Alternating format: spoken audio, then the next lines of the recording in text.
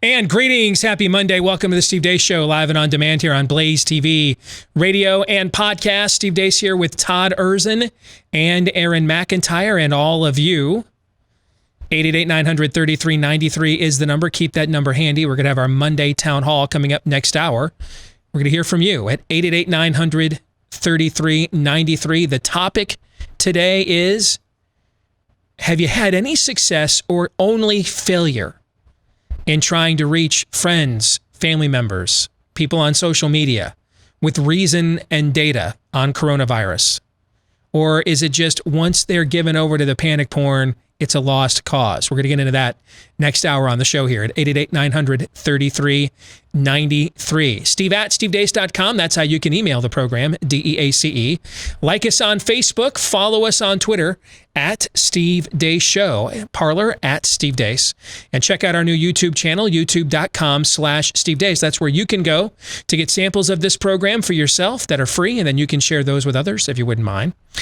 Coming up here today, we got a lot going on. Our good friend Bob Vander Plaats is going to join us at the bottom of the hour. Some contradictory polling out there. I know you've never heard that one before, right?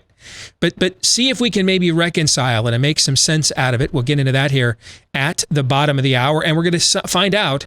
It has been, what now, 3 weeks since he had one of the first in-person political conferences with speakers and visitors from across the country here to Iowa, right, for his Family Leadership Summit. I can't wait to see what's the body count. Yeah, how big of a smoldering pile of ash are we talking about here? We will talk to a real-life death merchant. That is coming up here at the bottom of the hour. I mentioned our Monday Town Hall. Hey, something else I want to mention to you as well.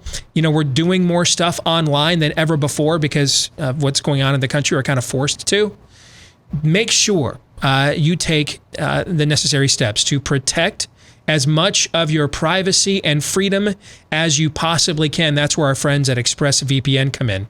Because the problems we have with big tech don't just extend to the Overton window, but they're also tracking what we do online, what we're searching for, the videos we watch, everything we click on. And they use this data to serve us ads, match our activity with offline identity using our unique IP address.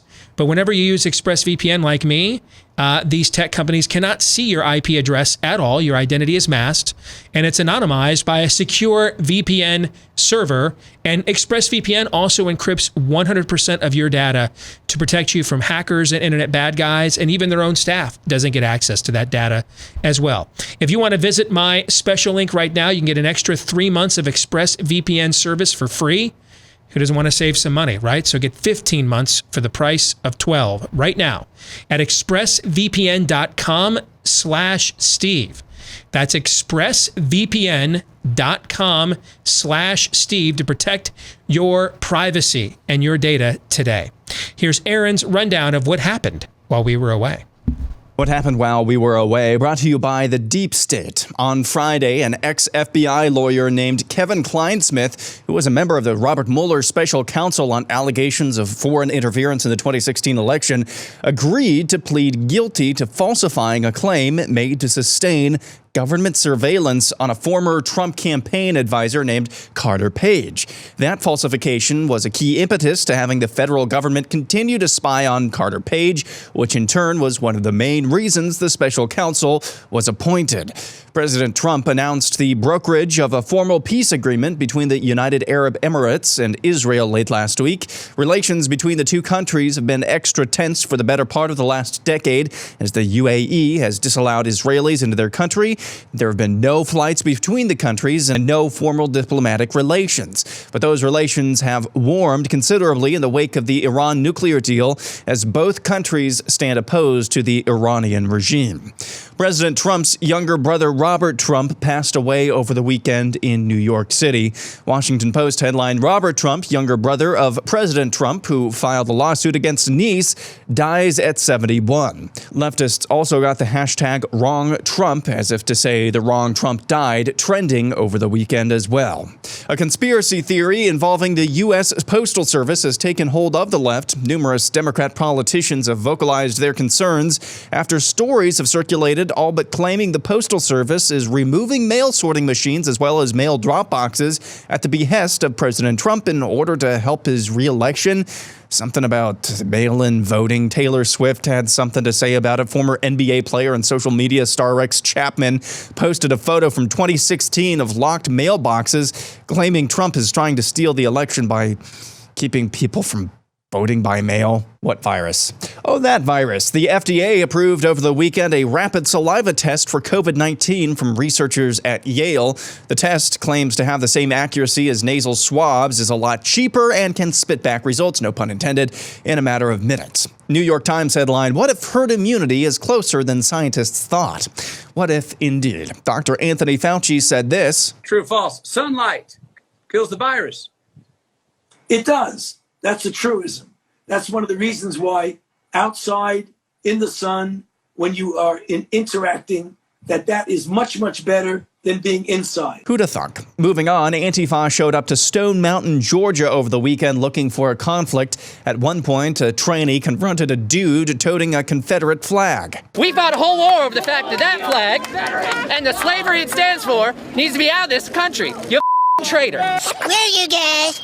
I'm going home. In Hugo, Minnesota, a Black Lives Matter organizer named John Thompson, who just won his primary for State Senate District 67A in St. Paul, pulled up into the residential neighborhood of police union leader Bob Kroll and screamed at residents, including children. I'm a black man being terrorized by this Klansman right here.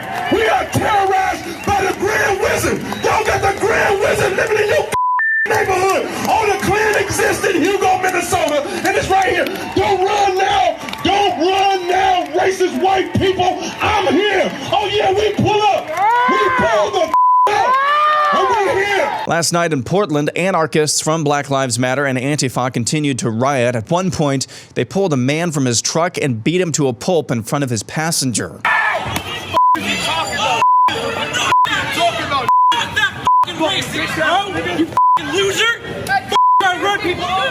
Congresswoman Ayanna Presley, your thoughts? You know, this is as much about public outcry and organizing and mobilizing and applying pressure so that this GOP-led Senate and that these governors that continue to carry water for this administration, putting the American peoples in harm's way, turning a deaf ear to the needs of our families and our communities, hold them accountable. Well, make the phone call, send the email, show up. You know, there needs to be unrest in the streets for as long as there's unrest in our lives. Meanwhile, the New York Police Benevolent Association, which represents over 50,000 active and retired NYPD officers, endorsed Donald Trump over the weekend. People say that a union like ours, law enforcement groups, give endorsements. Not in the New York City PBA, sir. In the New York City PBA, Mr. President, you earned the endorsement. What happened while we were away. Aaron's montage brought to you by our friends over at Brickhouse Nutrition. Hey, remember, just because we're reopening doesn't mean that we didn't learn some lessons, right? And one of the lessons we learned is take as much control over your life and your health as you possibly can. And Field of Greens from Brickhouse Nutrition can be one step towards doing that, because one scoop has a full serving of real USDA certified organic fruits and vegetables, which boost energy and support a healthy immune system. Plus, we've known for many, many years that a diet that is rich in fruits and vegetables can reduce the risk of things from heart disease to hypertension and a whole host of other health issues. Field of Greens is also probiotic. That's good for the digestive system, by the way, which is the biggest immunity system in the body, the gut. And it's a great source of vitamins, fiber, and other nutrients. So if you want to just put one scoop in any water-based drink, stir it together, shake it together, and you're done. You're good to go. Right now, you can save 15% off your first order with the offer code STEVE at BrickHouseSteve.com. 15% off your first order with the offer code STEVE at BrickHouseSteve.com. And if you like it and decide you want to stick around and subscribe, they'll give you a 10% off with the promo code STEVE every month as well. 10% off and 15% off your first order. You want to take advantage of both of those discounts? Use my name as the promo code when you go to BrickHouseSteve.com. Later today in the overtime, we're going to discuss the historic deal between Israel and the United Arab Emirates, who's been one of our go-tos on foreign policy for years on this show, our good friend Ryan Morrow. He's going to be joining us in the overtime to go over this and what it may mean on a larger scale when it comes to our foreign policy. If you don't want to miss it, go to blazetv.com/Deace. That's where you can get a discounted subscription today to Blaze TV, blazetv.com/Deace. That's also where you can go to watch the overtime today when it's posted later on this afternoon at blazetv.com/Deace. I don't know, man. In a showdown between dude who doesn't know what gender he is and a guy who shows up, hey, you want to argue with me about, Confederate monuments and relics and that's a part of our history? Fine. But a guy shows up in 2020 waving a Confederate flag, man. Really? And save me your emails. They're all going to fall on deaf ears. I promise. Okay? It's one thing to honor our history and recognize it. And why we built a lot of those memorials was to bring the country back together after such a divisive time. I get it. Okay? But you lost, dude. It's 2020. Put her away. And if the guy in the Confederate flag versus the guy in the mascara, that's an epitaph for a civilization, guys. That's what that is. We're done here. Last one out. Turn out the lights. Steve, it's just a debate. Then you have Kamala Harris, who can't hold up to the fluffer duty interview of Stephen Colbert. It was just a debate, just saying things for effect. I don't really mean them. The media was there. You got to put on a show. Give them the show they want. For years, I told you that this was like pro wrestling, didn't I? That's what Kamala Harris is saying. She basically did on that stage to Biden what that Minneapolis, I think, councilman was doing in front of that police. Yes. She basically did that and then can turn around and just laugh it off. The new saliva test is big news. They're saying it's about a 90-some-odd%, or right around a little bit higher than 90% accuracy, which is what they're saying a lot of the nasal swab test really has as well. And the NBA Players Association stepped forward to fund a lot of that with Yale University, which, dude, they needed some positive press in that league. Know what I'm saying? Yeah. I mean, if you're going to become the unofficial sport of communist China, then you could probably use all the positive publicity you could get. All right. There's another university that has come out with a similar rapid fire test. The University of Illinois. What conference are they in? That would be the Big Ten. Yeah, that would be in the Big Ten conference. So since the Big Ten made its announcement last week, no other conferences have joined that matter. We now have not one, but two rapid fire saliva-based coronavirus tests, one from its own league. We now have the state of Ohio's, there's a story in the Columbus Dispatch about cases of coronavirus plummeting in the state of Ohio. And we have the New York Times now wants to discuss the prospect of herd immunity. Oh, and we have Anthony Fauci now telling you what I told you in March. I told you in March that there was a peer-reviewed study from the University of Hong Kong after the first SARS, which tried to figure out why the second wave of SARS-1 began inside Canadian hospitals. And what it found was the SARS family of viruses, which is what COVID-19, the disease, comes from. The SARS family of viruses is uniquely stubborn in indoor climate-controlled environments, even if it's relatively warm. I mean, you could run the heat at 75. Outdoors in the sunlight, respiratory viruses tend to not like that kind of weather, but even indoors up to 75 degrees, it could sustain itself on fomites or infected surfaces for up to 5 days. Do you guys remember those shows? Do you remember those conversations 5 months ago now? A long time ago in a galaxy far, far away. Yeah, indeed it was, yes. And now Anthony Fauci to Matthew McConaughey, who gets younger while they stay the same. Or is it the other way around? I can't remember that line from Dazed and Confused. All right. Yeah, exactly. All right. Anthony Fauci to Matthew McConaughey finally admits what we have been telling. Why did I tell you all spring and summer long? Don't cancel anything outside. Put everything outside. Don't cancel anything outside. Put everything outside. You mean don't arrest people on beaches, Steve? Yes, we want everybody outside. Everybody outside. Now, Steve, if the sunlight is bad for the virus, why did the cases soar in Texas and Florida and in the Sun Belt, Steve? Well, have you considered that in a pandemic, everybody gets pandemicked? Have you considered this? In a pandemic, does pan mean? Exactly. In a pandemic, everybody gets pandemicked. And when the pandemic arrived in those states, did you look at what the IFR and the CFR in those states were compared to what they were in the tri-state area? Dramatically different. Dramatically different. In Florida, since mid-July, the average age of a new test in Florida has been 21 years old. 21 years old. Florida, as of Sunday, was reporting 9,100 deaths. That's terrible, but in a state of 21 million, it's also statistically insignificant. It's statistically insignificant, guys. You saw what happened when the wave hit those Sun Belt states and it came up against the warmth, the heat, and the humidity. You saw that it wasn't nearly as devastating in Arizona as it was in New Jersey. It wasn't nearly as devastating in Texas and Florida and Georgia as it was in New York. And you saw that. We just watched this play out in real time. The Sun Belt wave is done now, by the way. It's over. When we left here on Friday, the latest data showed that the percentage of hospitalizations for COVID symptoms in America was 3.1%. Today, the latest data shows it is down to 1.8%. 1.8% of those who go to the ER are going with COVID symptoms, which means 98.2% of people are going to the ER for something else.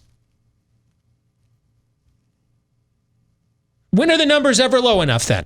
When is that good enough? 1.8%? That's the number now, nationwide.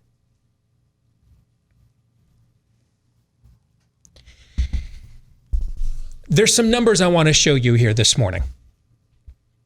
And these come from a researcher from Harvard and Cal Berkeley, two schools I had no chance of ever getting into. His name is Yin Weiss. He's also a Marine and a U.S. Special Forces alum. Two other endeavors I never had any chance of getting into. He put some research out over the weekend on Twitter on what the end of this could look like. And when we mean herd immunity and not herd mentality, meaning we're just going to fall for the panic porn, that's the herd mentality. Herd immunity is how do we win? Herd immunity is how you win unless a virus just burns itself out and dies, which happens. We saw that with the first SARS, for example. But there are two ways to get to herd immunity. One is with vaccination. That's what vaccines do. They get us to herd immunity faster with less loss of life. Well, when they work, that is. We don't have one of those, and we're already being told that if we get one next year, that's really not what it's going to be. It's going to be more therapeutic, like a flu vaccine. So you're looking at an efficacy of, if at best 70%, maybe 50% on average, depending on the strain and where you live. So then there's the way we had to get to herd immunity as a civilization before we came up with vaccines, before the 20th century. How did we survive so many plagues, pestilences? How did we do it? Natural herd immunity. Unfortunately, we have been pushing back against getting there in our country because we keep trying to quarantine the people with the stronger immune systems that could push back on a strain. But in the end, nature finds a way. And this is what Yin Weiss is pointing out in this Twitter feed. I want to begin. Let's first look at New York and Sweden. This graphic that he put up there. Now, New York, Closed businesses, masks everywhere, closed schools, mandated social distancing. Sweden didn't do any of those things. And look, they reached 0 deaths at virtually the same point. The only other thing they have in common, similar antibody levels. And of course, New York State has more people than Sweden does, almost twice as many more. So this is prorated to deaths by 100 million, all right? It's prorated to account for the population difference. And look, despite the policy differences and the population differences, look at, they both reached seroprevalence at about the exact same percentage, right around 15%. You can also compare the capitals, New York City and Stockholm. Both are down to near 0 deaths, despite Stockholm staying completely open the entire year. Stockholm is a little smaller than New York City. Okay, it's actually a lot smaller than New York City, okay? But still, again, you see the same 15 to 20% antibody expression in both communities. Now, this is typically when people bring up population density, Yin writes. So let's remind ourselves that Stockholm has twice the population density of New York State, but far fewer deaths. And Stockholm was never locked down. So let's get back to herd immunity here for a second. All right. A test in Northern Italy showed the population was at 13 to 14% antibody levels in April, as the country was well on the way down in cases and deaths. So we're right around that 15 to 20% seroprevalence antibody rate. Again, similarly, Germany's coronavirus epicenter, Gangalt and Heinsberg, showed they peaked out at about 15% antibodies. Outside of New York City's 22%, the highest known antibody levels recorded that we have found in a natural community here in the United States, meaning not in a prison, a controlled environment, or anywhere in the world, for example, came in at 21%. That was in Iran. So whether one looks at Northern Italy, New York City, Iran, or any of the worst outbreaks in the world, no meaningful community has gotten over 25% antibody levels before their epidemiological curve began to collapse.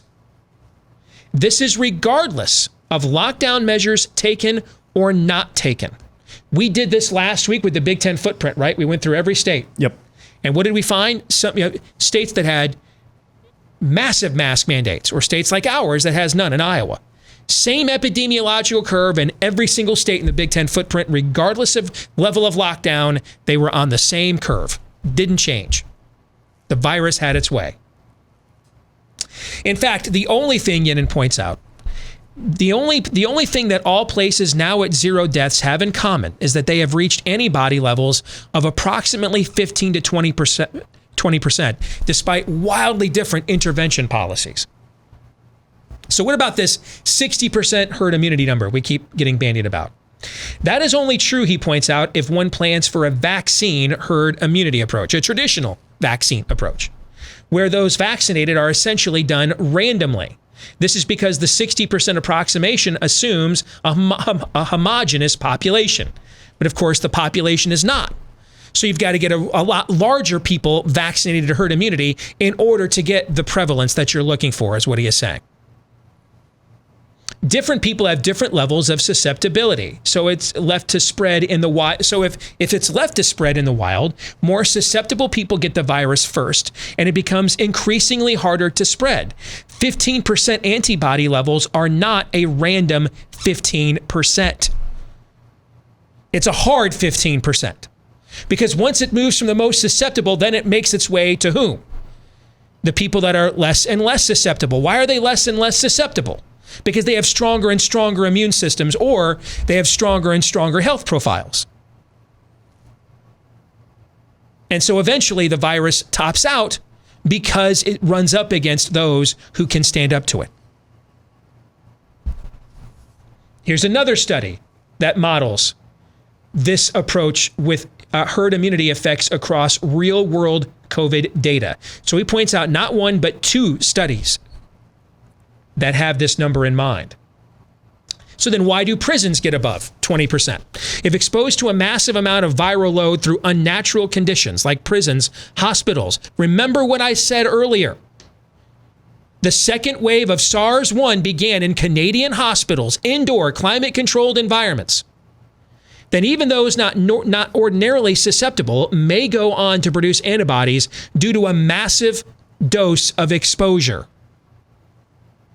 Meaning they never got sick, but they have the antibodies anyway because they presented themselves as asymptomatic.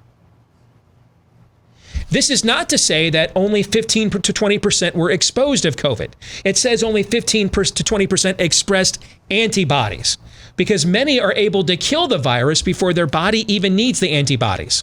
And he points to a recent study from Science that points that out, Science magazine. And then we have the OG when it comes to coronavirus, the Diamond Princess cruise ship. Remember them? This is what John Ioannidis based all of his research on in his white papers back in March at Stanford University that we talked about, was about what we saw on the Diamond Princess. And guess what it saw? Only 20% reached antibody levels when it ended the contagion. So let's review. No matter the intervention policy, hotspots decline when reaching 15% antibody expression. Given a sufficiently large sample size, all hotspots stopped at 20 to 25%. Masks, businesses, schools closed, used, doesn't matter. Failed to explain this. Same process everywhere you go. If it wasn't for Sweden, we could have been able to say, and now you know why they hate Sweden so much. If it wasn't for Sweden, we could be able to say that we need the masks and the lockdowns in order to get us to that 15 to 20% herd immunity threshold. Because we'd have no control group to test a universal coincidence, right? We'd have no control group except Sweden. It gives us that control group. And so Sweden does exist. So it blows that theory that the lockdowns and everything else are what get us to that seroprevalence.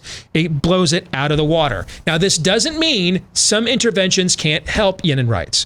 But we simply cannot ignore the fact that Sweden never shut down, never closed schools, never wore masks, still doesn't, and reached the same results as those who did. So that's what herd immunity looks like, as opposed to herd mentality. And wouldn't you know, guess who's got a big article about herd immunity out today, folks? The New York Times. The New York Times. Isn't it amazing now that we have the National Institute of Health talking about T-cell immunities much higher than we ever thought? Well, there were studies around the world about that months ago. We just ignored them in our country because we politicized the virus. And now there's another peer-reviewed study out today on T-cell immunity as well. That's different than antibodies in the hemoglobin. That's cellular immunity. See, now that this data is coming out, they can't lie to us anymore. That's why Team Lockdown has been relegated to post office conspiracies, because sanity is prevailing here. It just took longer in this country than anywhere else because we're having an orange man bad election. Gentlemen, you have a quick thought on that? Well, it's only Monday and I'm already exhausted because told you. I can't say it enough. Told you. We nailed it a long time ago. So the guy that wanted the whole country locked down now tells us, as summer is about at an end, that sun and heat kills the virus. Warm place in hell, bro. Warm place in hell.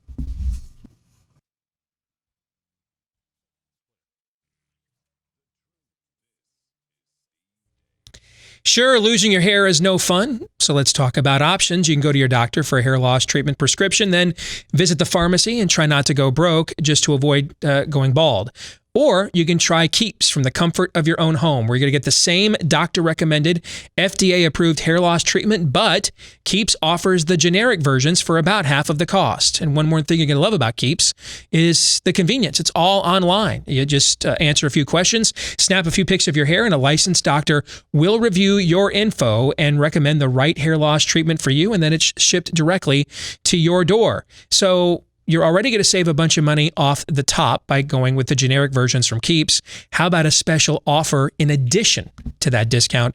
Half off your first order right now at keeps.com/grow. Half off your first order right now at keeps.com/grow. That's KEEPS for keeps.com/grow. Let's welcome in our good friend and a merchant of death, Bob Vander Plaats from the Family Leader. How are you, brother? A merchant of death. Indeed. I don't get this, but hey, it's good to be here, I think. It was how many weeks ago that you dangled a carrot that enticed, maybe even forced individuals from across the country to risk their lives to come here to Des Moines, Iowa, and be exposed to the Rona, the worst plague in the history of all plagues. And now it's been how many days since your event, Bob? 4 weeks ago, last week, Friday. So a full month. What's the body count? I mean, you know what? It's a full month today. Since we're August 17, it was on July 17. And Steve, what you need to know is that was a Friday, but we held events on Wednesday and Thursday leading up to the Friday. Friday, we had 700 people. Literally just injecting people with coronavirus daily. And from multiple states. I mean, we had Florida a hot spot, Texas a hot spot, Arizona a hot spot. So you allowed them to come here and infect your fellow Iowans at the exact same time. Yes. And we told everybody, be wise. We even encouraged them, if you social distance, wear masks. Inside the venue, I would say very few people had masks on. And when I watched them congregate, they weren't, doing a mosh pit or anything, but they were definitely talking with one another. They weren't worried about social distancing. And then the Saturday, we had events after that as well. Dal Tackett did a truth engagement training. We had an Israel group celebration.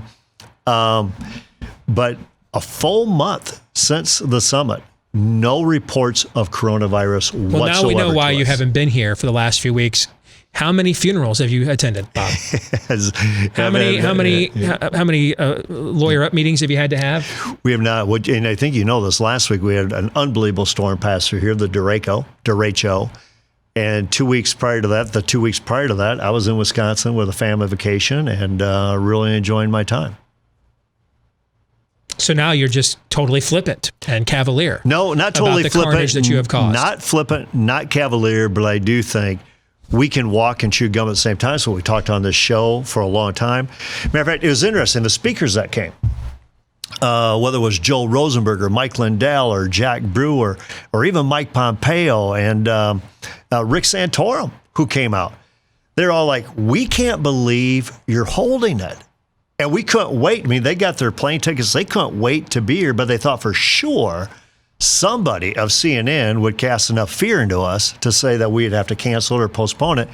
And we said, we're going to move forward. And if you understand, July 17, that's when they're all saying Iowa was at its peak as well. I mean, this was our peak time for testing. And So what I hear you saying then is when a bunch of people who don't have coronavirus get together with a bunch of people that don't have coronavirus, you don't get the virus. Nobody gets coronavirus. You're exactly right. Because we keep hearing, hey, we can't go to padded practices or play football games because they're going to be swapping all that spit and all that air and everything else. Well, if you don't have coronavirus when I'm hitting you, and I don't have coronavirus when you're hitting me, right? Yeah. And how do you get coronavirus? And we're all getting tested. And we didn't Is it airborne now? Spontaneous airborne? If that's the case, dude, put your head between your legs. We got a lot bigger worries than what it's like. Well, then you might as well just get back to regular living because you're never going to protect yourself from it anyhow. Yeah, you drink and be merry, for tomorrow we die, literally. Okay. But what I do want to say, though, Steve, and I know that's been a while since you and I have been on this show, but specifically to Todd, is one of our favorite cities to go to is Madison, Wisconsin. Hometown. 2 Lakes, great city, liberal as all heck, but it's a vibrant, energetic city, great restaurants, love the downtown, love the Capitol Square area, love that area. We love biking around the lake, the whole deal. Darla and I concluded our vacation with one night in Madison, and we stayed at, not a cheap hotel, a Hilton Doubletree. Not a lot cheaper than it used to be because of nobody goes to hotels anymore. But downtown, walked to downtown Madison, about an 8-10 minute walk, eerily quiet, windows broke out, boarded up, graffiti everywhere, statues at the Capitol torn down, the word revolt carved into the base of the statues. We ended up eating outside, but we're kind of told you guys might want to get home before dark. The city of Madison has changed. Yes. And it's a shell of what it once was. And I got to believe Portland, Seattle, Minneapolis, where we usually spend the night, we didn't spend the night there this week. And I'm thinking, why in the world would anybody want to vote for this? Because it's destroying great cities. And that's a firsthand account of going to a city that we absolutely love, Madison, Wisconsin. It's not the same place. That is a good segue to the other thing I wanted to talk to you about this week. Okay? So the conventions are beginning. I think the Democrats are this week, right? You bet. And then the Republicans are the week after. I think they're going to be the most irrelevant conventions we've ever had. Not having people there, virtual, I think they're largely going to be irrelevant. Yeah, tune in by Zoom. Yeah. I think they're largely irrelevant events. But it's a serious benchmark when it comes traditionally to a presidential election year, and that's when stuff gets real post-convention. Not that it hasn't been real up to this point, but this is when everybody makes their last best foot forward pitch, and then the back and forth daily grind of trying to rip each other's lungs out until Election Day officially gets underway, right? So the next 2 weeks is going to be a lot of, vision casting and positivity from both sides. And then after that, it's just going to be You mean when they go nasty. low, we go high? Everybody's going to go lower. Yep. Exactly. A couple of recent polls, I'm hoping. Now, I'm not even looking at the horse race polling. And this is weird for me that on a given day, I can't tell you what the Real Clear Politics polling average is. I don't know what it is. I have not looked at it. I don't care to look at it. Dude, I know what the Real Clear Politics polling average was on this day in the 08 cycle was, but I don't know what it is right now. Okay. I'm not looking at any of that. First of all, I don't trust a lot of it. Sure. Given the amount of data lying that I have just exposed on something that should be apolitical. Okay. The worst pandemic we've had since at least the Hong Kong flu 50 years ago. You think everybody would have came together to defeat this thing? If we're going to lie about that, then I don't know why we're just not lying bet. about the election at this point. Okay. So I am interested though in the environmental polling. What's the environment that people are campaigning in? Okay. So Fox put out a poll. This is from August 13th. All right. So what's that? 4 days ago. Message you would send the government. All right. Since 2019, in 2019, 55% of people in this poll said, leave me alone. 34% said, lend me a hand. Okay. Those numbers are exactly reversed right now in 2020. 57% want government to lend me a hand. Sounds like socialism. 36% say leave me alone. All right. So, I mean, that's minus 19. If that's the answer to, if there's an exit poll question on November 3rd, and that's the answer, Republicans are getting. Joe Biden's coming in. Don't have to even wait. It's like I remember doing this the 2012 election night. When polls showed the majority of Americans still blamed sluggish economic growth on George W. Bush, I told my audience that night, Romney's lost. No way he won if that's the environment. If that's the electorate, we have to sit here and wait for states to get called. Then the narrative of the Obama-istas is the narrative that shaped this electorate. Romney lost, and he did. If this is the narrative that shapes the electorate on November 3rd, there is no way the Republicans, it doesn't matter how much more money they give away, you simply can't give away enough to beat the Democrats at their own narrative. That's their narrative, right? This is their narrative. So if you're playing on if they're the home team, you're going to lose, okay? But let me scroll up here a little bit further in my Twitter account. So I got to do this in real time, all right? This is from Sunday, all right? Here it is, okay? NPR poll. So Fox News poll says by 19 points, Americans want government to do things for them than to get out of their way. NPR, all for government doing things for us, all right? So this is an NPR Marist poll. Due to coronavirus, do you think it's a good idea for Americans to get back to work? Plus 18 answer, yes. 84% among Democrats, 1/3 of Democrats say, time for us to get back to work. All right. 84% of Republicans say, time for us to get back to work. Independents, plus 25. Time for us to get back to work. All right? Now, how can both of these things be simultaneously true? I know normally you're the guy that you're calling me up first thing in the morning. Hey, can you make sense of this? I'm now going to ask you. Late morning, I'm going to ask you now. It's usually because I don't know how to make sense of this. So Fox News puts out a poll, says, do stuff for me by a wide margin. Lefty NPR puts out a poll that says, I need to get back to work by a wide margin. All within the same couple of days.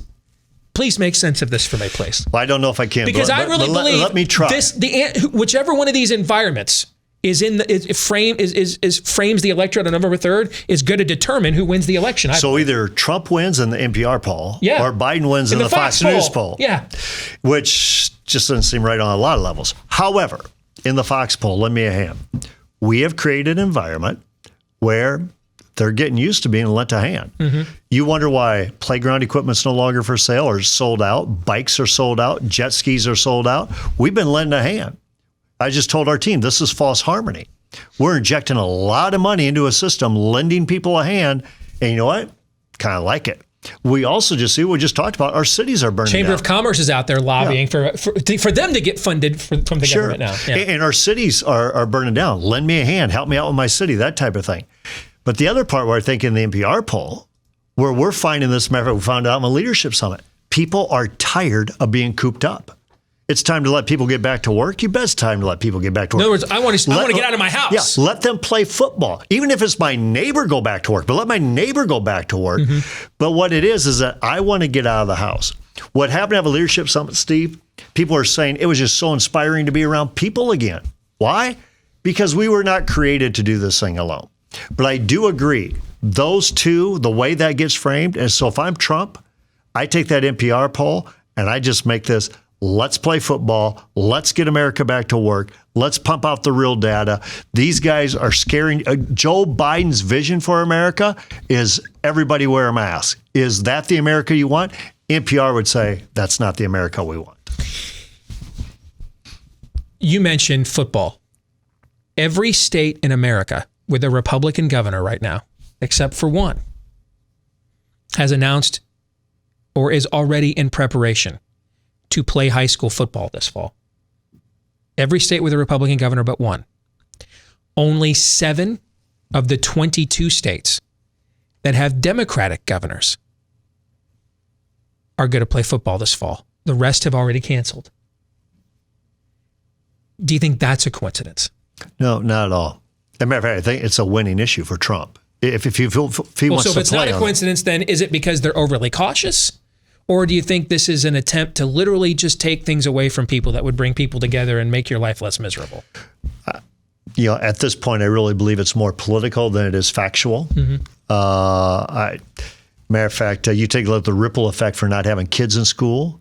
We just learned in Iowa, 800 parents are withdrawing from the foster care system because they did not sign up to do homeschool learning. Mm-hmm. Schools were also it's a real ripple effect. Houses that were unstable to begin with just pushes them over the edge. So to me, I think it becomes more political than factual. I think it's a deal about let's take things away and therefore, maybe our team will win. And not football team, our political team will win. And that's why I think it is America is at the point I want to go back to work, which NPR is saying. Let them go back to work, let them play. And I think the more Trump hammers that message, the better opportunity it is for him. But even the deal on lend me a hand, you got Trump and Mnuchin. I mean, they are rushing to get more money to America, right? Mm-hmm. And what that Fox News poll is saying, we trust the Democrats way more on giving us more money than you. Meaning they're better at it. That's their game. That's not our game. That's also a thing that would usher in socialism the quickest. So then tell me, what advice would you give in light of what you just said? We got about a minute and a half. Give me one piece of advice you'd give the Trump campaign right now then, in light of what you just said. I'd give the Trump campaign way more than one piece of advice, but one would be law and order. As a matter of fact, I would show highlights of Madison, Wisconsin. I'd show Portland. I would show Seattle, Minneapolis, cities run by Democrats and saying, is that what you want your city to be? We believe there needs to be law and order. Do you know who the people who want police are? Those people living in those inner cities. Don't you run the risk of the blowback of then you're president right now. Why aren't you doing something about all this stuff then? You probably could, but he's also been very big on, it's local control and it's those local. And voting president doesn't matter then, because if it's local control, re-electing Trump, they're just going to continue to screw themselves anyway. But at least it's the narrative of the bully pulpit of saying we need law and order in those cities. See, I agree with your message. Yeah. I think he needs action. Yeah. I think we need to see Marines in Portland, Oregon, and I think people would cheer it. If he wins re-election, he may have to show he's willing to use that action. Because I said to Darla, I walked through Madison, can you imagine if Trump gets re-elected? What are they going to do to this city? What are they going to do to every city across the country? And the other thing is, I think what he said in the tweet, let's play football. That's another way of saying, let's get back to work. Let's get back to things the way they used to be. I agree, the football issue, particularly because if you look at the amount of states that are definitely playing, he won over 200 electoral college votes in the states that are playing college football. He won fewer than 80 electoral college votes in the states that aren't playing. And several of the states that aren't playing are states, Michigan, Wisconsin, that were key to his election. Pennsylvania, although Pitt is still active, but Penn State is not. But those are also battleground states on the football issue. I agree the football issue is a you look at issue. that Big Ten thing, I'd hammer that football issue. I agree with that. All right, good stuff, man. Good to see you. All right. When we come back, we're going to have our Monday Town Hall. And the question on the table is, have you had any luck whatsoever sharing reason and data on coronavirus with friends and family members of yours that are stricken with panic porn? We're going to talk to you about that at 888-900-3393 when we return here in a moment. Stay tuned.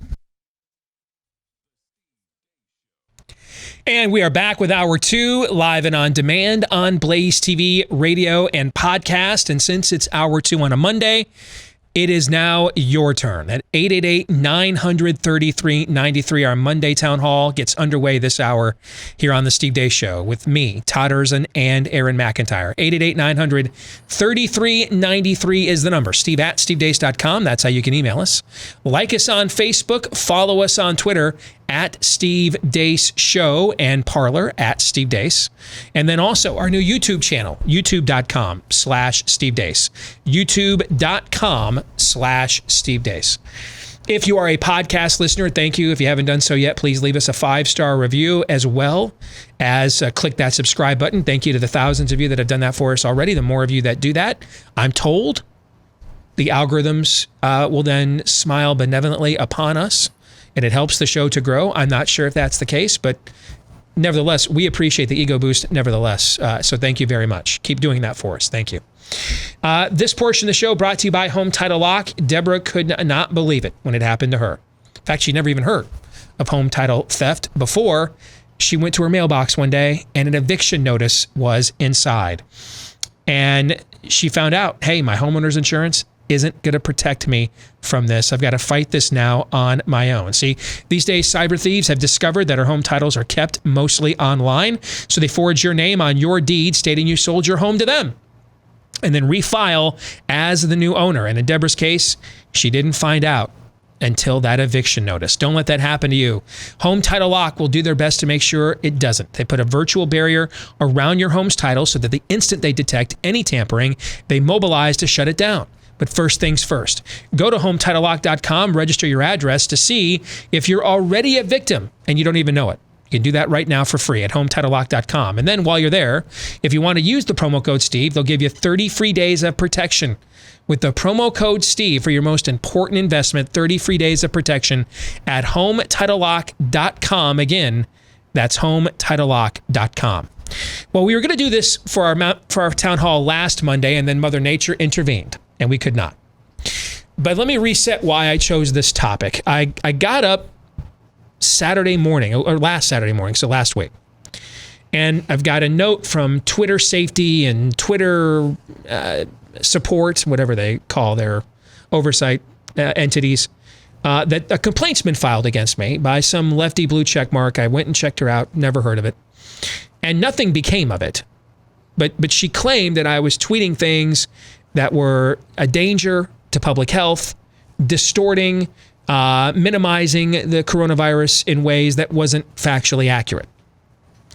And she actually helped me get the word out by sharing the tweet that she was disputing. And she's not insignificant. She had well over, I went and checked her out. I'd never heard her name before, but that doesn't mean, there's lots of people never heard of me.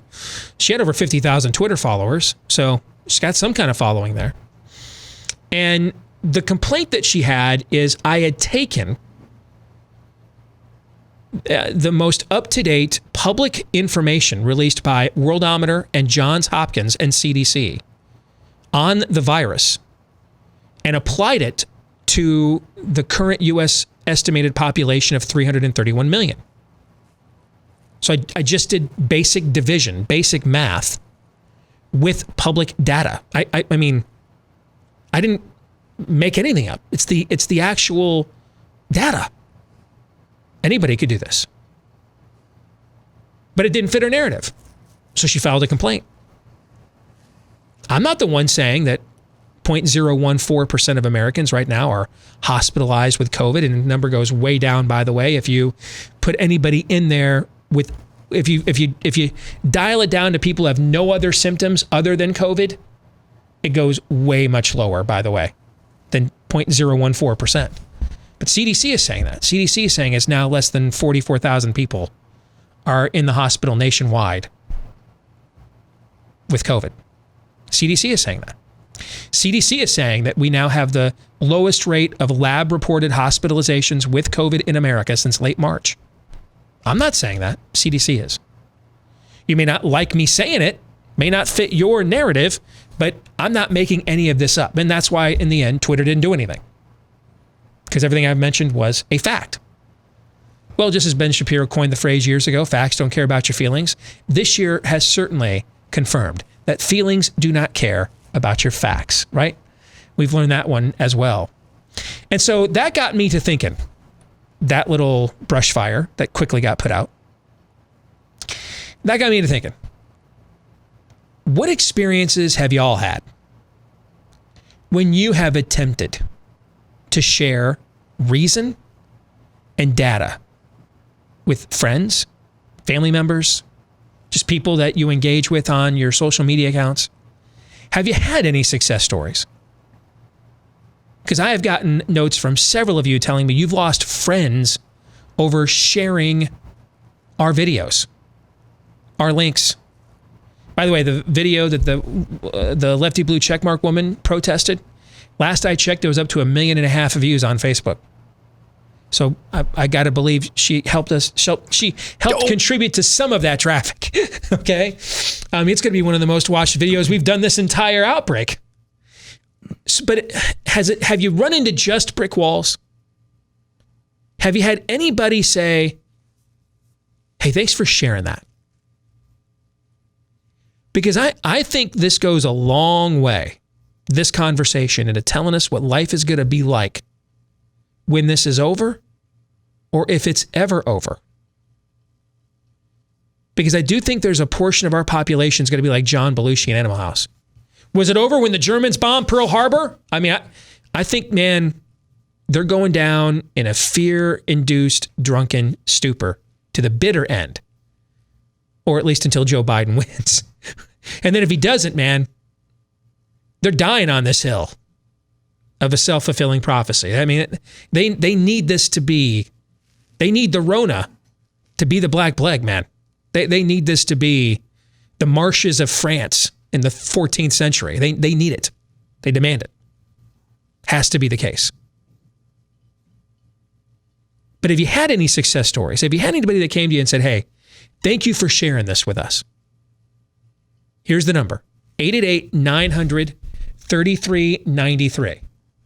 888-900-3393. Has it been all brick walls? Or are you able to have any reasonable conversations with people at all? Have you changed any minds at all? I asked this question on our Facebook page this morning, just to kind of plant a seed and see what it was going to look like. We're up over 500 comments on this question. Have you read through these comments yet, Todd? Have you seen them? No. I mean, guys, I'm looking at the comments right now. All right, just the first few. Trying to convince someone, this is from Casey Keating, trying to convince someone I'm not sending my child to death camps next week was very tiresome. Pamela Schwager, fear, fear, fear. Lee Sturm, total brick wall. Randy Luann DePriest, our family has been torn apart by this COVID and BLM garbage. It's not even fear or partisan politics. It's willful ignorance. Ava Coco, just like politics, people chose their side. Nothing you say will change their mind. Now, Dwayne Hayes says, hey, when I mention stats about herd immunity and things of that nature, it's about 50-50. But most of these comments, here's another one, brick wall. People are either awake or they're not, Michelle O'Gorman says. Don't see many minds being changed. Now, some minds are being changed. Because we just told you, about the NPR Marist poll last hour. Overwhelming majority of Americans say it's time to get back to work, right? Yes. It's safe, or if it's not safe, it doesn't matter. I got to get back to work, one or the other, okay? So what has been your experience attempting to engage people with reason and data? As the months have gone on, have you noticed? Because I will tell you, I sense right now, Team Sanity is winning right now. And Team Lockdown is on the run. They're playing defense right now. I mean, we're relegated to showing 5-year-old photos of the post boxes and claiming there's a post office shortage because of COVID in order to stop mail-in voting. It's ridiculous. And I'm kind of thinking that if they feel as if this is the new battle, the post office, that means you probably lost a lot of the other battles.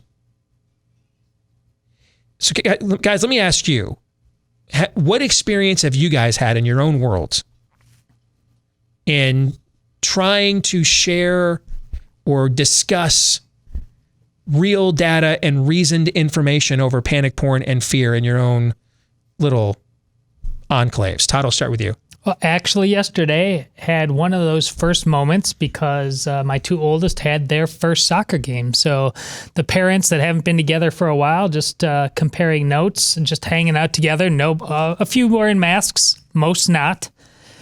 And one of the parents, a group of parents that I'm closest with, one is a professor of education at Drake University here in town. The other one is a very high-profile attorney.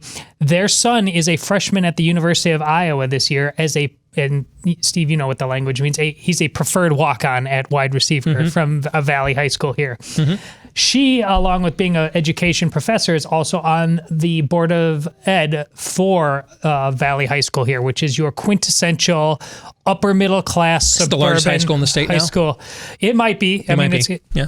So she's not conservative. She's never been some radical liberal in my mind. We've had very pleasant conversations. We enjoy each other's company, and she was telling me the data that's been collected that they compare and contrast in all of the suburban high schools is it's like roughly on average about 85% of all parents want their kids to go back to school, and these are not in conservative strongholds. They might air red on some occasions. Steve, Valley is in your backyard, but they are not conservative strongholds.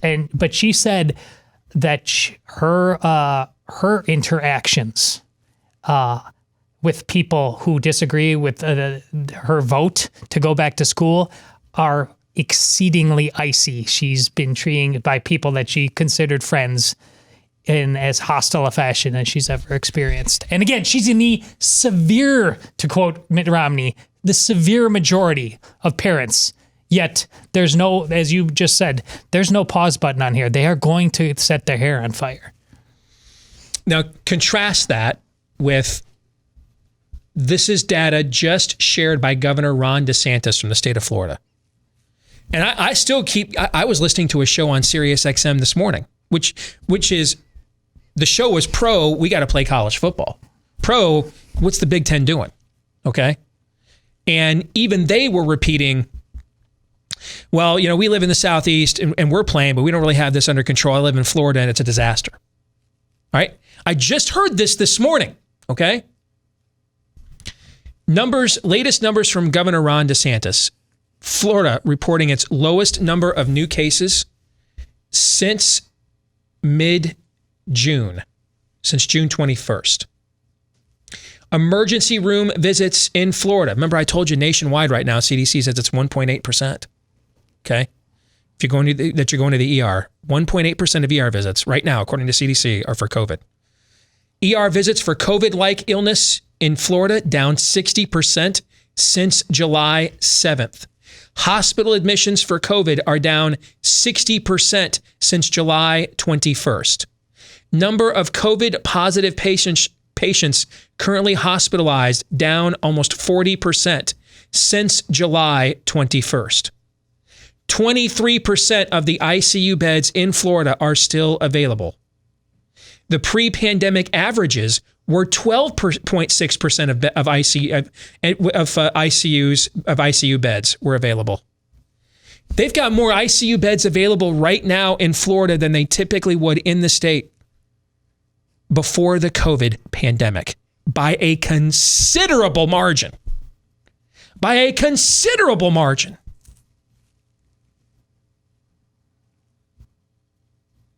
And how many people right now, even people that want football to be played, and high school football in our part of the country or Big Ten college football, are still going with the talking point that Florida is a disaster area? That's what we mean. If some of you posted this information right now that I just read to you right off of Ron DeSantis' Twitter feed in the last hour, if you posted this right now on your page, what reaction would you get? Because let me tell you, with the very first response, very first response on Ron DeSantis' Twitter account, and the only reason I see it because I got to scroll down that far to get to the end of the thread, is some woman with the avatar, stay home, save lives. All right, hashtag Black Lives Matter in her bio, riding with Biden, hashtag resist, over 5,000 Twitter followers, okay? This is what she tweets back to the governor of Florida. This is great news if true, but I don't believe anything that comes from your administration. You are killing Floridians. You've already killed thousands of us. As of Sunday, 9,100 Floridians in a state of 22 million people have died of coronavirus. 9,100 in a state of 22 million. You know, I'm going to do the very quick math on this with my trusty little calculator app. All right, 9,100 divided by 22 with 6 zeros. 0.04%. 0.04% of Floridians. One of the oldest populations in the nation. Florida. Second highest concentration of elderly in the country. 0.04% of Floridians have died of coronavirus. Very first tweet back. You're a liar. This isn't true. You've killed thousands of us. By someone, I'm guessing, if I clicked on their thread somewhere, there'd probably be hosannas for New York and New Jersey, right? This is how we crush the virus, guys. Look what they did. So 888-900-3393. Have you had any success at all? Or has it just been all brick wall all the time?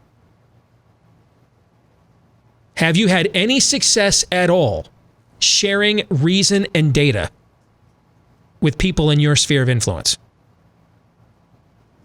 Now, what you just told us is somebody who's kind of a run-of-the-mill Democrat in public education, willing to look at what the data actually shows, is running into people on her own side that don't care what the data shows. The outcome must be what they demand, right?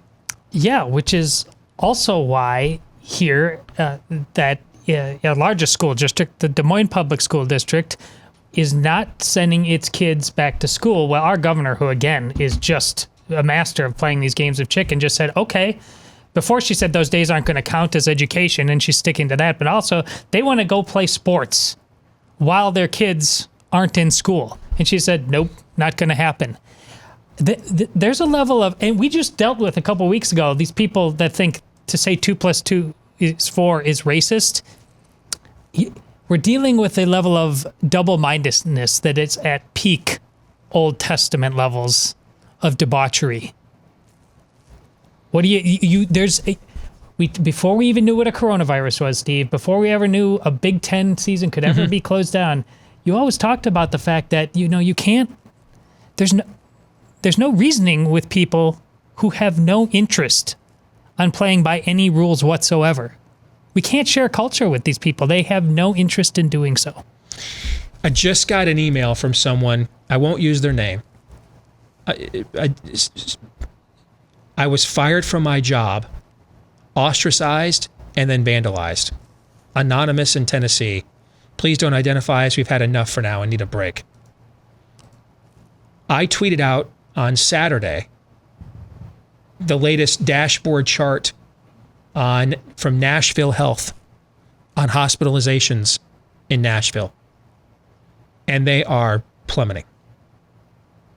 Hospitalizations for coronavirus in Nashville are plummeting. They're cratering right now. That's the truth. That's from the Nashville Board of Health. It's their own dashboard. But this all makes sense because the psychosis was always worse than the virus. Always. Well, what's the very first piece I wrote for The Blaze where I launched my contrarian offensive? What is the pathology? And I tried to make a distinction, right? What's the pathology of the virus versus the psychology of the public policy or the psychology that's driving the public policy? And that paradigm has played itself out for the last 5 months, right? Yeah, we've known ever since 2 weeks to flatten the curve was memory hold. We've known that long that this was a psyops thing, and we're all experiments in this sick little maze. Let's go to the phones. 888-900-3393 is the number. 888-900-3393. Let's go to Jeff in Texas to lead us off. Go ahead, Jeff. Hey, Steve, this is Jesse down in Texas. I'm also your Business Bill of Rights emailer as well. Okay. That was a good email, man. Thanks. I'm glad you like it. I know it's something we're going to save for later. It's not something for right now.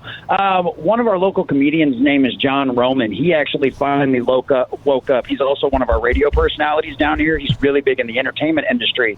And I've been friends with him on Facebook for a long time, and I put all your guys' stuff out. I talk about the data. I even did the numbers for ourselves here in Nueces County.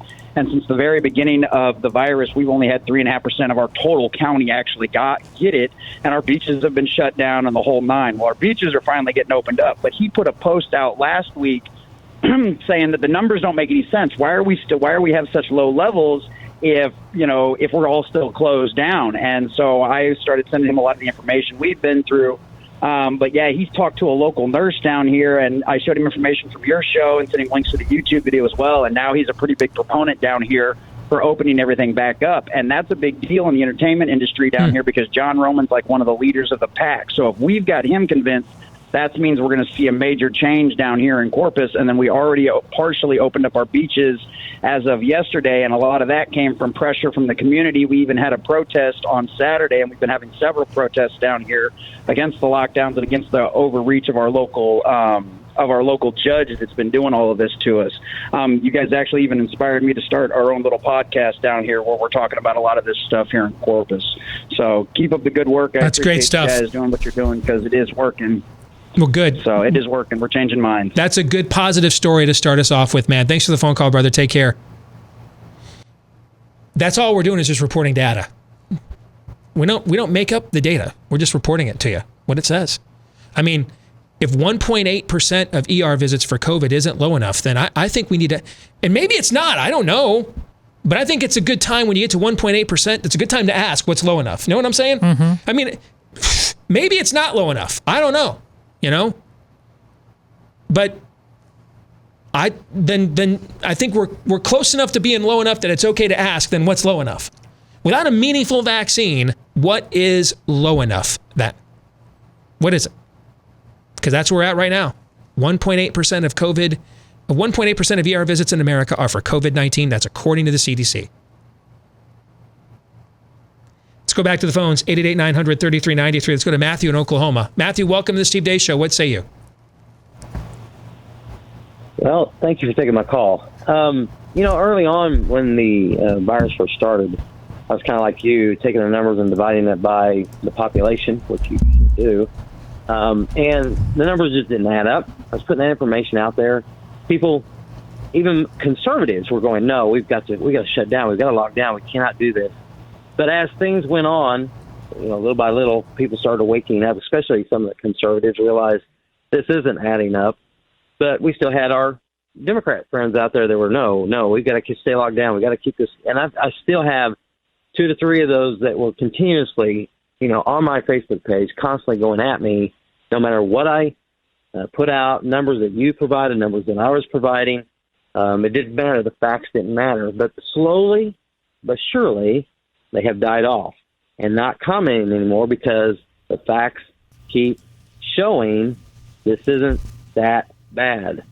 And now 2 weeks, I kind of noticed this narrative was going to change about the post office when one of my friends said, yeah, well, this mail-in stuff is going to be the whole death of us, and the post office can't even do their jobs now because of the new guy. And I said, this is going to be the new narrative. And sure enough, here we sit. That's the new narrative of the Democratic Party because they can't back up against the facts that this virus is not that deadly. And the facts matter. And thank God for you doing what you do out there, Steve. I thank you and Todd and Aaron because if it hadn't been you guys helping us and looking at these numbers, it would have been hard to get the spotlight on it. And thank you for doing that. That's very kind, brother. God bless you. Take care. I'm not even going to debate the post office thing. They can have the issue. I mean, they can have it. I'm not going to break down. I'm not going to debate the post office thing for the same reason that Nick Saban doesn't break down Auburn's film against Lamar. Doesn't tell me anything. I get nothing from that. Has no bearing on what the outcome on Saturday's Iron Bowl is going to be. They can have the post office. I think we should expend as a movement, as contrarian media, alternative narrative, we should spend zero amount of energy and political capital confronting it, except when we catch people like Rex Chapman running 4-year-old photos and pawning it off as an actual story. Except for that, but I turning it around on that. Yeah, if they're relegated to debating that, let them have it. I mean, if we're going to debate the post office, the efficacy of the post office, then it must mean we've won every other argument. So keep having the arguments that we've actually won then. We should keep arguing about reopening schools and parents and sports and everything else. The post office is a month ago, they never thought in a million years they'd be relegated to debating the post office. I promise you. On team lockdown, they never thought a month ago that they'd be arguing about the damn post office. I promise you they weren't thinking that. Todd, you sound like you want to say something. Well, you're right, but you can just, at least through social media, again, which as you said, not everybody's on social media, but it drives the conversation. You can still see the side of the right is way more seduced by that shiny thing than they are talking about the fact that the schools are safe to open. And quite frankly, the only reason why they tuck tail and run is because they did the polling that was so overwhelming and they realized it was a losing issue. We unfortunately, our side didn't really, we won it by default. They conceded the turf. And that's right, because we keep being seduced by shiny things. The amount of data that this show has gone into, talked over, produced in the last 5 to 6 months is compared to what your average person on the street has digested, right or left, it's still a gigantic gap. That's the problem. You're right. You're in the minority, unfortunately. I'm aware of that. I know. But it's a growing minority. Our numbers indicate that. It's a growing minority. I agree with that. Yeah. But I mean, I was watching this weekend and just watching again people overwhelmed with their attention span on mailboxes. They need a lockdown narrative. they're never going to come to our side because it doesn't fit them politically to do that in an election year. So the fact that they want to argue about the post office indicates just how political this was from the very beginning. Yes. Any narrative they can latch onto whatsoever to justify how many days it takes to flatten the country, okay, at least until November the 3rd, they're going to do. I'm going to let them have this one. Yeah. Okay. If this is the last talking point for the scoundrels, let them have it. Just to illustrate that even more, I posted on Twitter last night. So setting aside the fact that the Bakersfield doctors, remember them, were basically canceled for just restating basic virology that we've heard multiple times. Putting that aside and knowing that this conspiracy theory rages, putting that all aside, their new talking point is that their base, after months of protesting, looting, rioting, is not fired up enough to vote in person. That's the new narrative. Right. You can protest in person, but you can't vote in person. Yeah, let them have that. That's what, if they've retreated to this point, I would just, all right, cool. We're going to be over here going to the movies this weekend, and you guys can debate the post office. Have a nice weekend. More in a moment. You know, having your best credit score helps in lots of facets in today's life. Getting a home loan, buying a car, refinancing. A lot of employers are doing credit report background checks as well. So you want to make sure you've got the power over your credit score and not the banks. And ScoreMaster is here to give you that control. Created by credit data scientists, the average ScoreMaster user can raise their score up to 60 points in 20 days or less. And this is how you add points to your score, and fast. You have ScoreMaster puts you in charge, lets you understand what's holding your credit score back and then what you can do about it to boost it. All right. So if you want to learn more, you can enroll in minutes and see how many plus points that you can add to your credit score. You're going to be shocked at how fast that you can add to it when you visit ScoreMaster.com/Steve. That's ScoreMaster.com/Steve. One more time, ScoreMaster.com/Steve. The question for this week's Monday Town Hall: have you had any success at all trying to reach people with reason and data on coronavirus? Or is it still all panic porn, all brick walls, all the time? 888-900-3393 is the number. That's 888-900-3393. Let's squeeze as many of these in as we possibly can before we have to get out of here today. Let's start with Terry in Georgia. Terry, quickly, go ahead, sir. Hey, good afternoon. My answer is yes and no. I think if you get bogged down in the numbers, people just glaze over because of our education system. People aren't able to critically think anymore. Where I find that I've worked is when you cut to the heart of the matter, you bring forth, you have to include the riots in with everything, and you lead through example. I'm in Georgia. I don't wear a mask anywhere except to the hospitals or a doctor appointment because that's the medical people's purview. Outside of that, I don't wear a mask anywhere, and that includes I'm a private investigator. I go to a national store to pull video for incidents that happen, and some of these are in downtown Atlanta. I went to this store during when there was the battle between Governor Kemp and Keisha Lance-Bottoms to pull video, and I didn't wear my mask. And I'm of the opinion that if you don't want to get eaten, don't act like lunch. If you go around scared, timid, they're gonna get you. But if you go around if you live what you believe, they're not gonna mess with you without a mask. And then it's different from different areas, but you have to be like, I'm right, you're wrong. I'm gonna live my life the way it is. And when I went down to downtown Atlanta to this store, they didn't say anything to me, but somebody called the Atlanta police on me. And when I come out of the store, there's an Atlanta police officer car, right out there. I knew right away because this is right after the Officer Rolf thing and all that.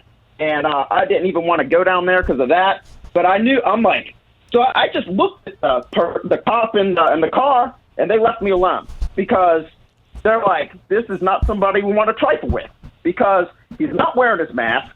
I really have the law on my side because Governor Kemp is above Keisha Lance-Bottoms.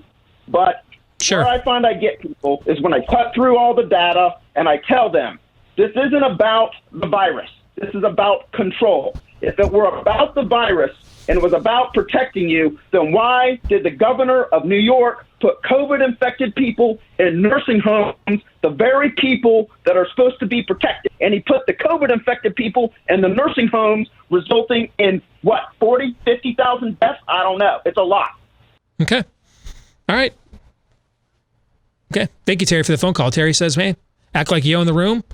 They leave him alone. 888-900-3393. Let's go to Cal in New Jersey. Cal, welcome to the Steve Deace Show here on The Blaze. What do you think, Cal? Thank you, Steve. Love you guys. God bless you. May your house increase. Thank you. So down here in South Jersey, we are not like North Jersey. Governor Murphy had put us in lockdown, in total, no matter where you lived or what the count was, et cetera. Belong to a fairly medium-sized church here. Don't have a ton of friends other than outside of church, other than church people. And shortly after you started doing this, I've never posted anything political on my Facebook page. I started posting things from you and many others about these numbers, et cetera. Started getting, a few likes, et cetera. Found out our church is about 50-50 on this, which is unbelievable to me. Anyhow, then I started to get some stuff. We worked with youth group for a year. Some of these people graduated college and stuff. They start coming back at me with their liberal and progressive, comments, et cetera, et cetera. It got so bad for me that I couldn't even fight these people, keep up with it. So, my Facebook page now, nobody's posting because they learn pretty quickly that I delete their post and just pump in a hashtag get off my lawn. So I've talked to other people who are on our side. One of our elders from our church invited us over, I believe because they thought I was suicidal from my posts, okay, and wanted to make sure we were okay. And all of them, to a T, said, wow, we agree with everything you're saying. It's great information, et cetera, but I can't say anything because I'm worried about my restaurant, because I can't say anything because I'm worried about the people I work with, and I'm worried about losing my job. So, I've tried to put some things together, whether it's a protest or just, not listening to or not abiding by these mask laws, et cetera. And just everybody seems to be afraid. I continue to post. I get 5 or 6 likes, a few comments. But, we just feel, we're just like people down here are lost. And we're a Republican conservative area down here in Cape May. So, we're at our wits' end, my blood pressure's up, but thankfully, we never miss a show. And I just want to say we love you guys and thanks. Keep up the great work, because without people like you and many others, I don't know where I'd be, All right. We got your back, Cal. Thanks for the call, man. The fear of not pushing back, that's how you lose your country, by the way. You lose your country not because not because the Visigoths came over the wall. You lose your country because your people won't defend the wall. That's why. I mean, if we're gonna, if we're gonna be laced with fear, then that's why there's so much resistance, I believe, to finding an outlet beyond the Republican Party. Because we know at best it's a speed bump that we throw up to stop the opposition from running us over, right? Yeah. But it's an easy one. I feel like I did something, I voted Republican, and I can go live my life and not have to confront anything ever. And the reality is the freedom and liberty you have now to prosper and own a business, own your own home, that was purchased at a very high price. This idea that you're going to be able to just hold on to it into perpetuity without being willing to pay any price at all, that's just not how history works, man. It's just not how it works. The idea is going to cost you nothing, ever. It's not how this works. That's how tyranny works. That's not how liberty works. Let's go back to the phones. Let's go to Ohio next. Tom, welcome to the show. What say you here on The Blaze, Tom? Hey, Steve. First of all, terrific show. You and Todd and Aaron just do a great show. Thank you. I'm going outside because I don't want my wife to hear me that because we have problems in our home. The problems are, no matter what facts I throw to her, there's always pushback. On the mask, for example, we've got a son who's going back to the University of Dayton here In fact, starting next week. And I showed her the CDC numbers from last week that said in the stratification, I think there were 255 kids in the 18 to 24 age group that have died from the COVID, but over the last 6 months since it started. But there are over 16,000 kids in that age group who have died from other causes. So I said, the amount due to COVID is less than, I think, 1%. So there's nothing to really worry about here. The chance of him dying from something else is a lot greater than dying of COVID. But then she throws things at me like, well, I hear that there could be permanent damage from the COVID. So no matter what the argument is, she always seems to have a comeback that says, I'm part of Team Lockdown. I'm part of Team Mask. If the authorities tell me I'm supposed to wear the mask, I'm going to wear the mask. And how would we know about permanent damage from when the virus has been here for less than a year? What metric would we have to measure permanent damage when it hasn't been here permanently? I don't know where she's getting that information. I don't know if she's reading the Huffington Post or saying. I haven't seen any information. That's why just ask common sense questions, brother. How would we possibly be able to measure permanent damage on something that's novel? So no, let me finish for a second. Let me finish. Hold on a second. Okay, because here's why that's a key question to ask. Because then the next question is, we really won't know what the permanent damage of this is for another 20 years. Should we all just sit home and not go to school or work for 20 more years? Because that's how long it will take to find out what the permanent damage is of something that didn't exist in this world a year ago. It's going to take years and years and years and years to know what the permanent damage is. So how do we live in the meantime while we're acquiring that knowledge? Are there no reasonable precautions we can take? None? You see where I'm getting at? I totally agree with you, and I've tried that approach. And this stems not only from the COVID thing, but from other things too. My wife, by the way, I'm white and she's black. We've been married for 25 years. We're getting ready to celebrate our 25th wedding anniversary. Well, congratulations. That's awesome. Love her a lot. But on the whole racial thing with the Black Lives Matter thing, I've tried to give her information saying, hey, cops shoot unarmed white people at twice the rate as black. She said, well, prove it to me. So I took her to the Washington Post, a left-leaning database. Where they have the database online, right? Yeah. Yeah, I showed her 2019 there was 14 unarmed blacks shot by police. The same year there were 25 unarmed whites shot by police. Well, then she throws at me the argument about, well, it's disproportionate because, there's 13% of the population is black and 65% is white. I said, but... That's true. She's right about that, but who disproportionately commits the most crimes? It works both ways. Yeah. Exactly. Yeah. And so no matter what my argument is, she always has a comeback argument that, well, what about this? Well, what about this? And basically blows off any facts that I throw at her. So this is I dare not talk about this with friends or with coworkers because it's just the danger of it. But it's a problem in the house. And I'm wondering how many of your listeners, the one guy a few calls ago said that he's reaching through to some people and he doesn't see it as a problem as long as you bring your facts. Well, like I said, with my wife and I think with women in general tend to be a little more about security and caution. To me, they're unreachable. No matter what facts you throw at them, I'm going to err on the side of complete security. I'll give up any freedom I have in order to get security. Sorry for your plight, brother, but you know what? Hey, you know what? These two instances... I'm going to stay married to her for another 25 years, Yeah, these two instances notwithstanding suck, but in the grand scheme of things of 25 years, they're just a couple of massive potholes, right? You can drive around those. You can make your way around those, right? Thank you so much, Steve. I really, really love the show. You got it, man. Take care. God bless you. Appreciate it. Yeah, I just tweeted out data yesterday that on Sunday, Ohio reported its lowest amount of new cases of coronavirus on Sunday. Like those mailboxes. Yeah. Like a 50% reduction, I think is what it was. So there's that. Hey, if your pet is eating dry dog food, cool, if that's the food that they like.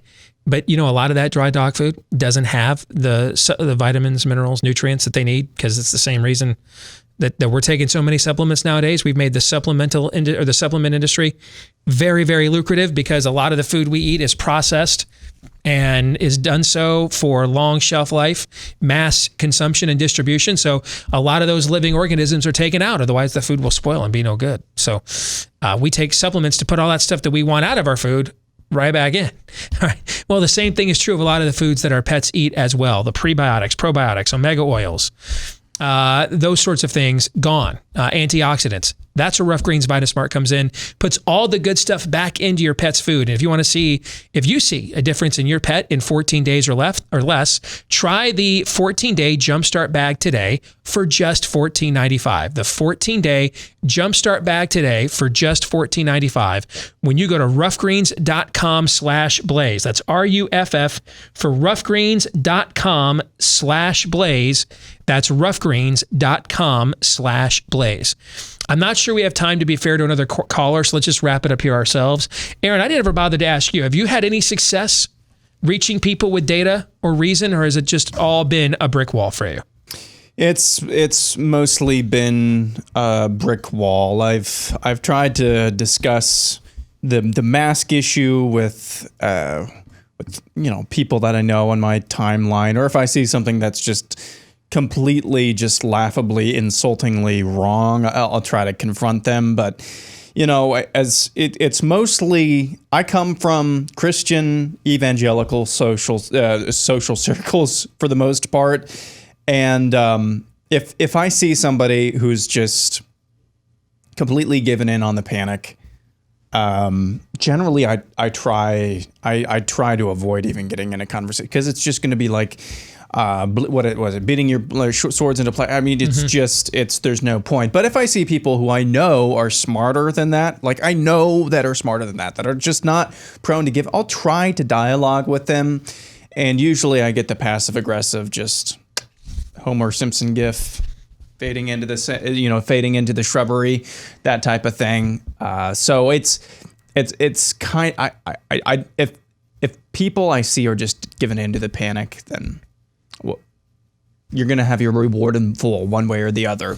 If people I see are that I know are smarter than it, that usually I never get oh my goodness, I was wrong.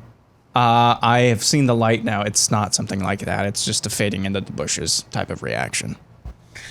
Peru was one of the first nations to lock down in the world. March 16th is when they locked down. Peru maintained a lockdown for the next 4 months, July 16th.